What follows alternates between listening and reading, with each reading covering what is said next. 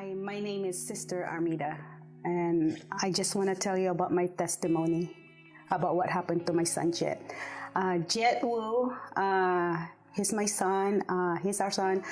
He's been here at church since he was born, and he loves the Lord. He's serving God as an usher and at the children ministry.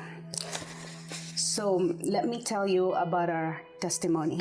2 years ago, the worst thing happened to our family. My son Jet went on a trip with his school. The school was headed to Washington, D.C. This was the first time I ever let him go on a trip by himself.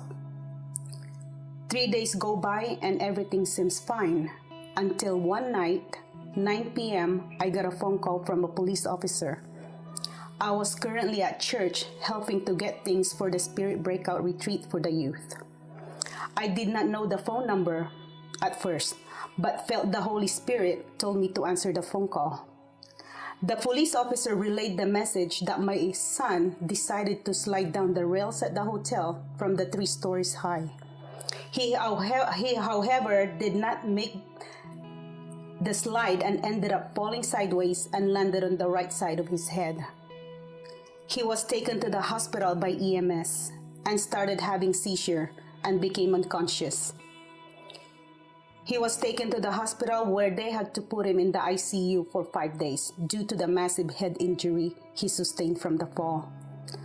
I was so confused and angry at that time. I did not know what to do. It was one of those situations where you just lost your sanity. I would not want any of the parents to go through that experience. Since I was at church at that time, I ended up going to the sanctuary where I usually see my son worshiping God and crying out to him right there in the middle of the sanctuary. I immediately started crying and got down on my knees and prayed as hard as I could. As a nurse, I've seen so many patients with massive head injuries with huge consequences. Most of the patients were not able to go back to normal. The devil was trying to play with my mind. He was putting all these evil thoughts and confession, saying that my son will never stand to worship God again. I started crying and bargaining with God, saying, Lord, if you really love me, save my son. And if not for me, save him, because I love you, but because how much I see him love you, serve you, and worship you. I confess not with just my heart, but with my mouth as well.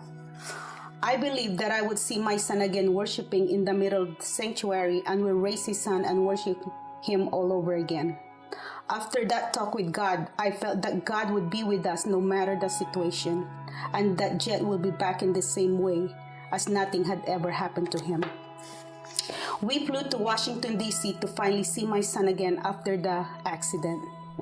The feeling was so hard, not being able to see what happened to my son and not knowing what was going on, if he is still alive, for almost a whole day.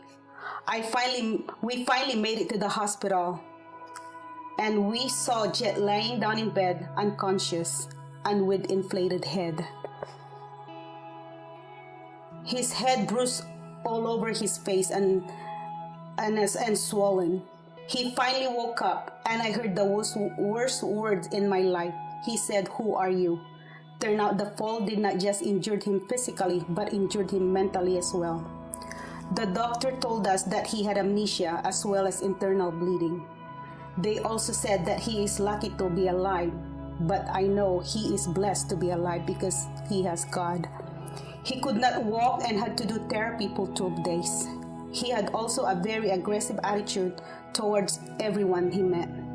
Every night, I would hear my son cry out in pain because his head hurting so much. The only thing that would ease his pain was the worship song we would have to be playing at church. And every night, we would lay hands on him and pray for him.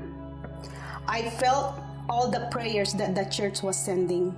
I thank God for all the support from the church family and from the Cornerstone Christian School who helped us during that time.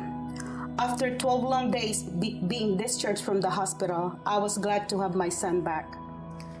I am thankful for my two brothers who flew down to Washington, D.C. and drove us back because we could not ride the plane because of the effect of the plane would have on his head. I know that if you hold on to God's promises, no matter what the circumstances, He will never leave you or forsake you. The last time he took medication for pain was at the hospital. Until now, he never taken any pain medication. He started walking normally and never complained about anything. He is back to himself like nothing ever happened to him. And now every time I see my son's scar to his right side of the head, I remember God's promises.